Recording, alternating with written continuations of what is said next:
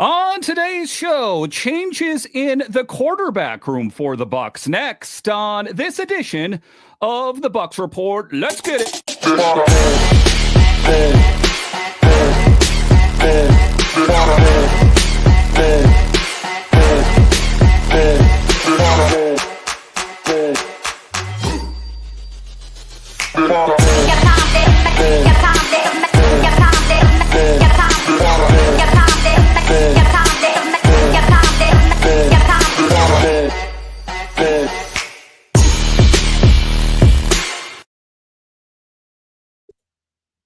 Well, hello and welcome into this edition of the Bucs Report Podcast, part of the Bucs Report Podcast Network. I'm so glad you decided to join me today. As always, this podcast is free and available on all the major platforms. My name is Dan Holmi. You can find me on Twitter. It's at DanCaps218. You can find the show online. It's bucsreport.com.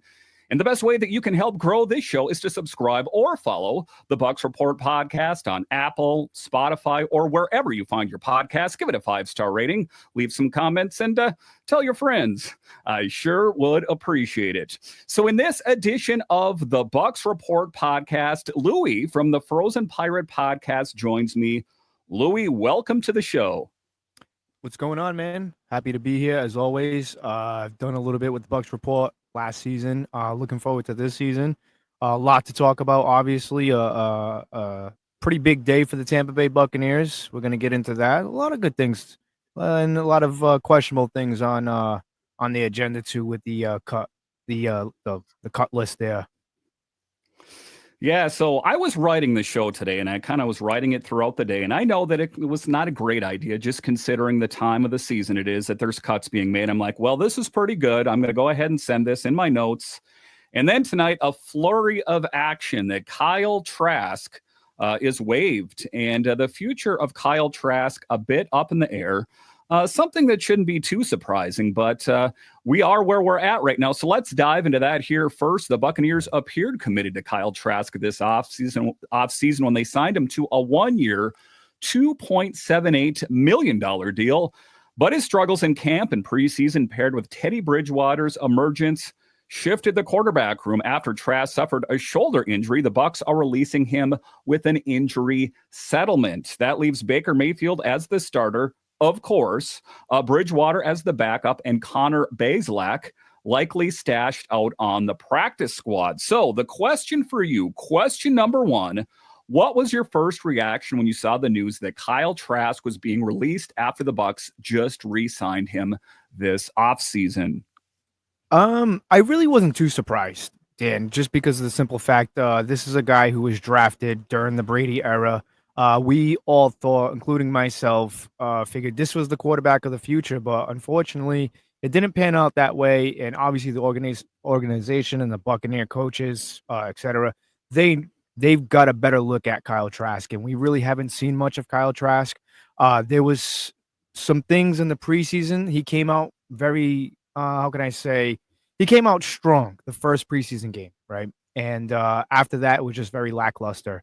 We were talking about this just before we went on.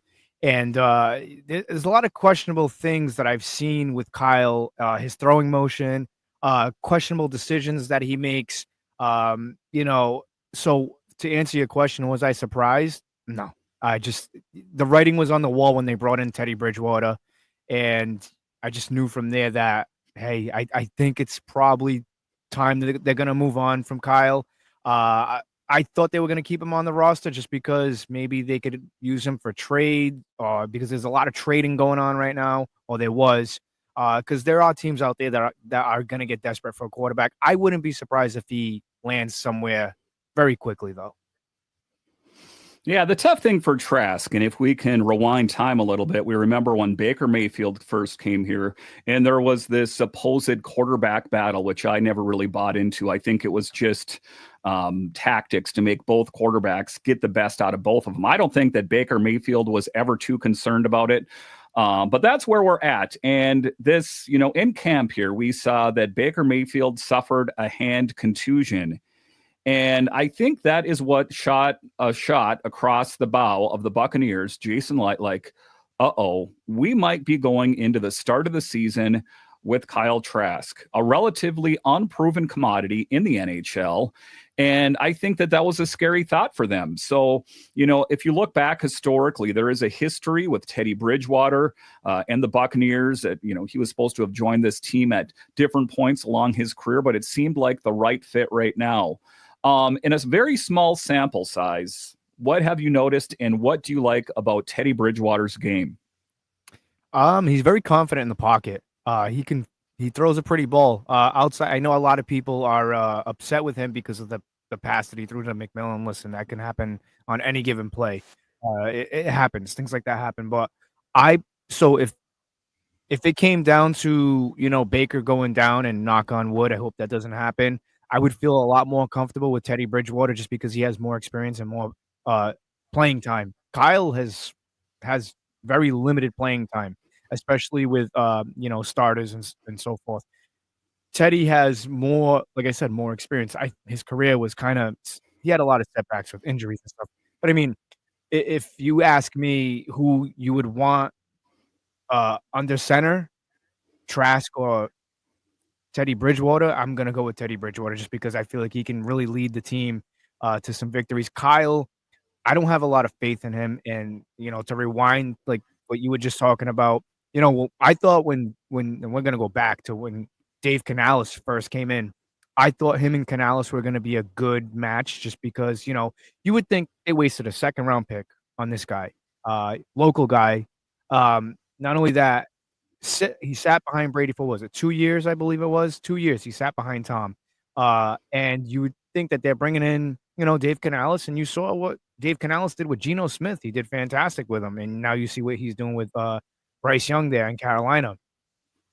I thought that was going to be the match. And if there was ever a time for Kyle to take the starting job, it was then. And as soon as Baker came in, obviously, like you just said, there was really no quarterback competition.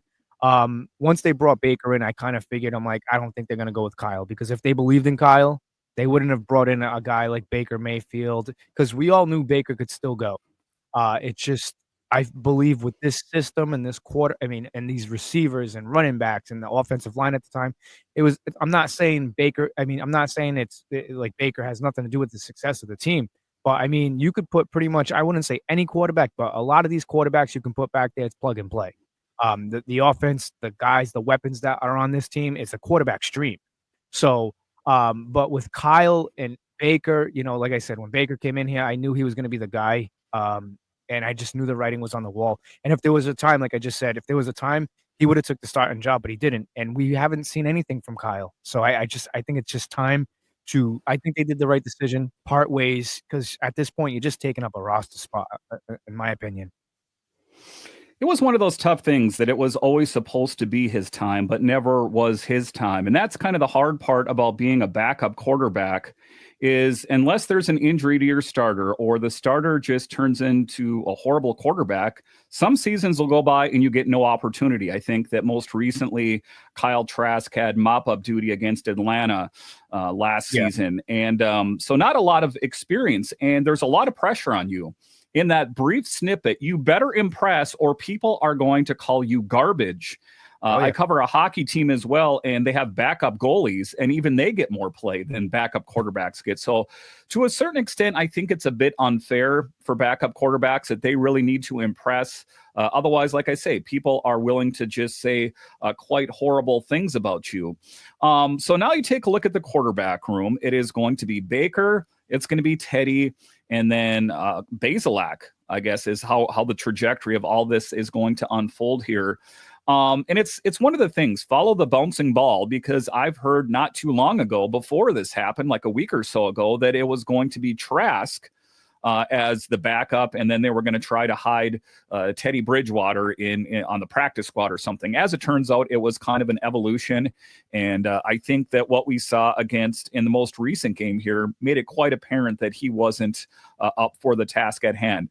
But when you take a look at it, was it the right decision to make? Is that the move you would have made? Are you just going with Teddy Bridgewater because he has more experience on his NFL odometer? Because, the feeling was, I think that for Kyle Trask, there's quite a few fans in Tampa, you hear on social media that actually like him. Oh yeah, Nice guy, and but you don't have guys on your team because they're nice guys. right. You want guys that are going to sling the football when the time calls for it. Was that the right move in your estimation, going with Bridgewater over Trask? Yeah, I mean, if you look at when Bridgewater was in there, especially against was it Pittsburgh, that beautiful ball he threw to Bucky, another one to Emeka Ibuka. We really haven't seen that out of Kyle. Kyle made some decent throws, but again, his vision on the field is not there. Like, take for instance the last game against the Bills. It was a 3rd and 8, and Tez Johnson was running, and he could have hit Tez. If you don't get the first down, you don't get the first down. But the way Tez is, he's a shifty receiver. He's quick. He's small. He's fast. You got to let a guy like that make a play. It's the preseason. You got to try to keep that drive alive. Instead, I don't know what he did with the ball. He just kind of threw it, and it was just incomplete. Just his field awareness, it's just not there. Like, he can't. I don't want to say he can't hit the open guy, but from what I've seen throughout this preseason, I would have made the same move that the Buccaneers did. I would have kept Teddy Bridgewater because, like I said, he made better throws and he looked more confident versus where Kyle, it was almost like, I wouldn't say robotic. It was almost like he's stuck in practice mode, if that makes sense. Yeah, and it's a tough thing. Like I say, I was kind of always, that like there was always two camps, and I was kind of hoping that Trask would get it. But like I say, at the end of the day, I want the most qualified players out on the field. All right, so coming up here after the break, we'll talk about the Bucs waive Shilo Sanders. Is anyone surprised? Not me. We'll discuss straight ahead. All right, welcome back into this edition of the Bucs Report, part of the Bucs Report podcast, simulcast on the Bucs Minutecast podcast feed. In this episode, I have Louie Leitao of the Frozen Pirate podcast. Louie, welcome back to the show here. Let's dive into segment 2 here. This is what I was going to lead with. And, the interesting thing is Shilo Sanders, it's a lot about who his dad is, right? And name recognition and all of those things. But talking about him waived, the Bucs made headlines this weekend after waiving rookie safety Shilo Sanders, of course, son of Hall of Famer Deion Sanders. Shilo was competing for the final safety spot, but an ejection in the preseason finale for throwing a punch against Bills tight end Zach Davidson. Plus, earlier penalties put this roster chance in jeopardy. Todd Bowles called the move, quote, unexcusable, unquote, and the Bucs are moving on. So the question, what was your first reaction when you heard the Bucs waive Shilo Sanders right after the ejection? A little disappointed just because I expected more out of this kid. I do think he has a lot of talent. I think he can contribute, but unfortunately, the first thing you got to do, and this is with anything in life, you have to check your emotions at the door. You have to handle yourself like a professional, and he looked very frustrated because I think the pressure got to him because, he's a kid who's in the shadow of his father, unfortunately with Deion, prime time. And if you grew up in the late 80s, early 90s, those Cowboy teams, those Falcon teams, and, all the other teams he played on, it was prime time. Those are big steps to follow, big shoes to fill too. So when I seen all this transpire, I'm just like, he lost it. Not only did he cost himself a position, a practice squad, because I don't think they would have gave up on him right away because he's one of those guys that he needs more time you got to polish him a little bit. You know what I'm saying? He needs more time. What he did was just frustration. Like I said, the pressure got to him. I know he was probably listening to all the noise. He heard all the criticism about missing tackles, which he did. He had one highlight play, and that was, against the Titans, but you're only good as your last play, in my opinion, especially in the preseason, if you're trying to make this team. He didn't sack the quarterback. He got a good hit on him, clean hit, but I mean, outside of that, he didn't do much.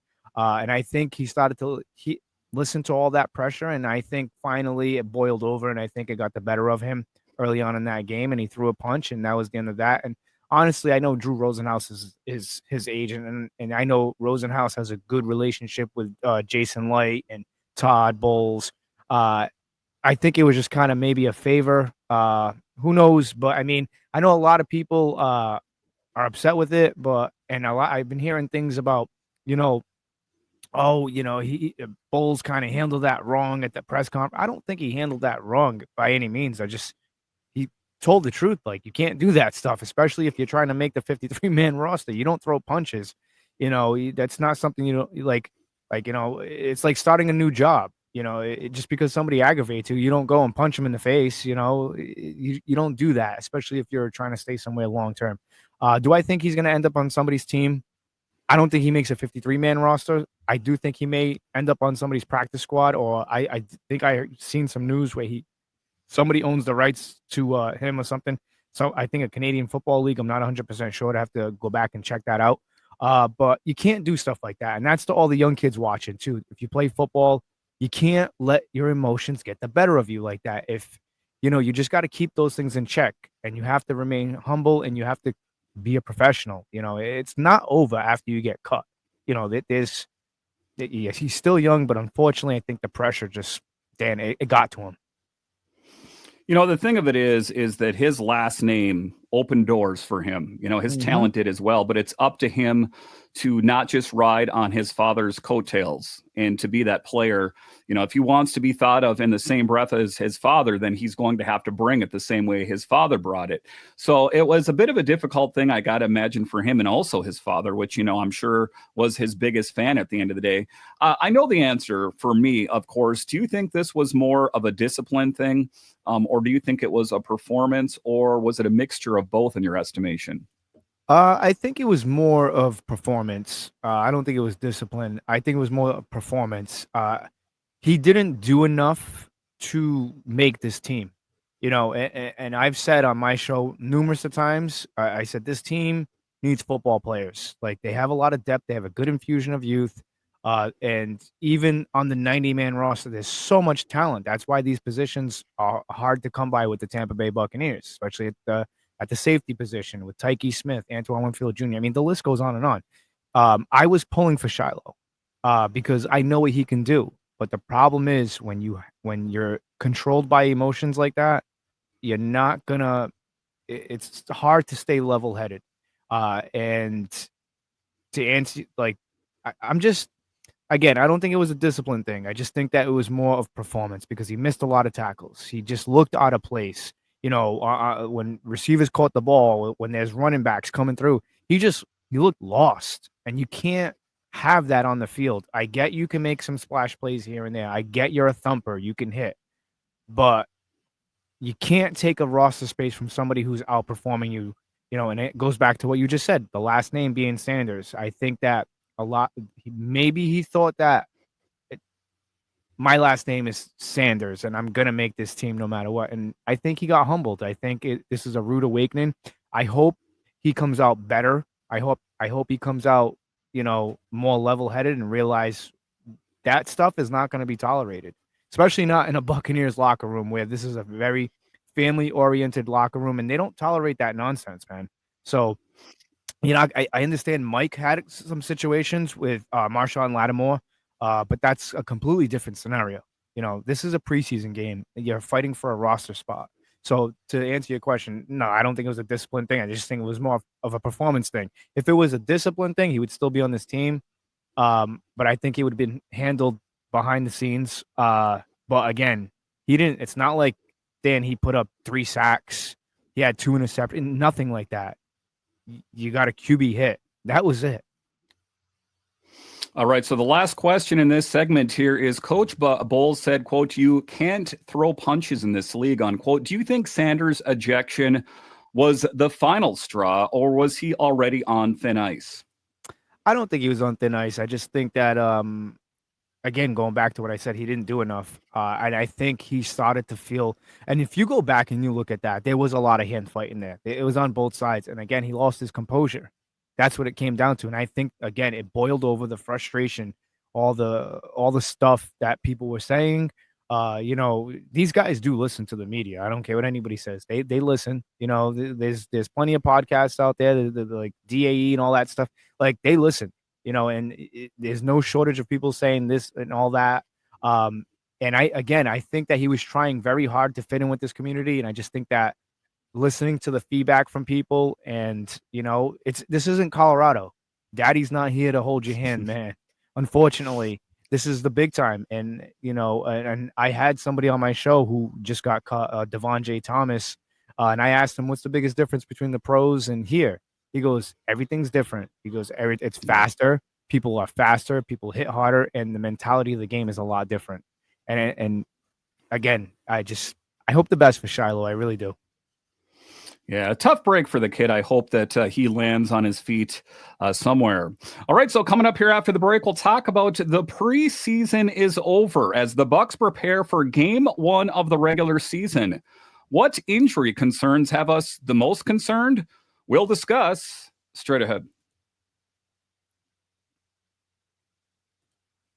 All right, welcome back into this edition of the Bucs Report Podcast, part of the Bucs Report Podcast Network, simulcast on the Bucs Minutecast podcast feed on the Fans First Sports Network. So let's dive into the final segment of the show. We can put the preseason in the rear view, and all things considered, we learned some things, and in a lot of ways, we kind of already knew. Some people, I listened to a lot of different podcasts, listened to James Yarko, listening to Sports Day Tampa Bay there, that they thought that Baker should have got some preseason reps.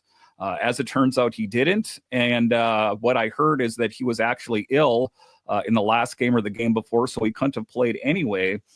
How concerned are you that Baker didn't get any preseason reps? I'll just say my opinion here first. I'm not super concerned about it. He is a guy that has a lot of experience in his back pocket. And if you take a look, you take a look at the McMillan injury and the different and the other injuries, that I could think of no worse start for the Buccaneers than to be minus Baker Mayfield. What are your thoughts? I'm not concerned at all. I mean, some of the best quarterbacks, you won't really see them play in the preseason. It's a different time in football. How many times did you see Tom Brady in the preseason? Right. 0. You know what I'm saying? You don't really see those guys. And if you did, you saw him on one drive. I'm not really concerned that Baker did not start any preseason games, just because of the simple fact that Tampa Bay is unfortunately plagued by an injury bug that we cannot get rid of. Hopefully that can just kind of go away, because this team has been devastated with injuries. The only thing I'm kind of concerned about is, the main injury right now is Tristan Wirfs not being there, how that's going to look week 1. I understand Atlanta. I'm not 100% sure, so I don't want to really report this, but I understand that they may have a couple of injuries, but that's yet to be determined. Tristan Wirfs is the best and the most important player on this offense. And it's going to be a little shaky in the beginning, I believe. I think they're going to be in a dogfight with Atlanta, but it's nothing that Baker can't handle. This guy's used to pressure. He's a dog.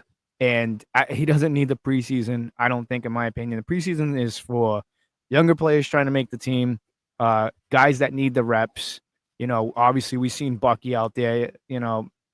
I didn't like seeing him out there. I get that some positions need to warm up. I understand that. But with Jalen McMillan, I don't care what anybody says, that was a scary injury.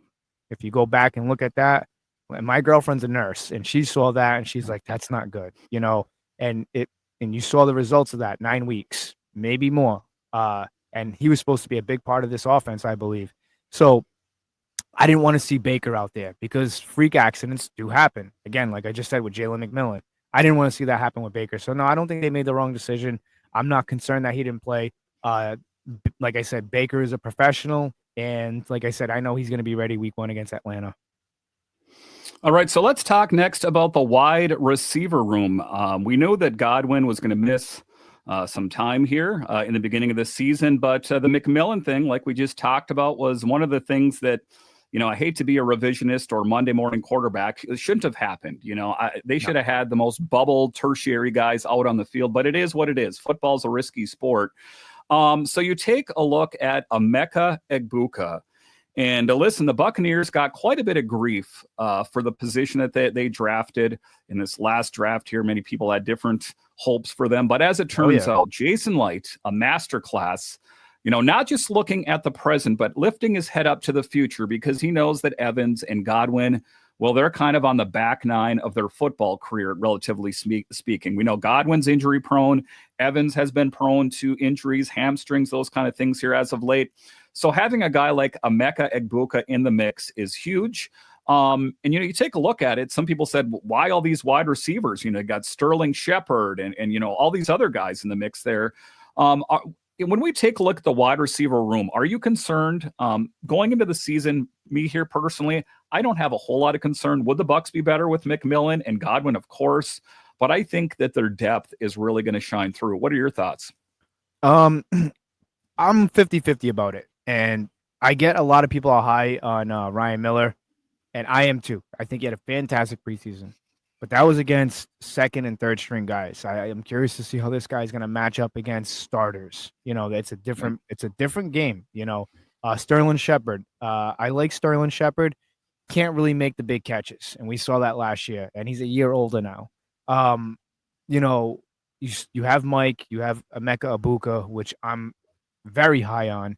I know a lot of people were not happy with the draft pick, and I'm not going to say I wasn't happy, but I was kind of taken back because I thought we were going to go defense. I wanted Jahad Campbell, who's looked really good in the preseason.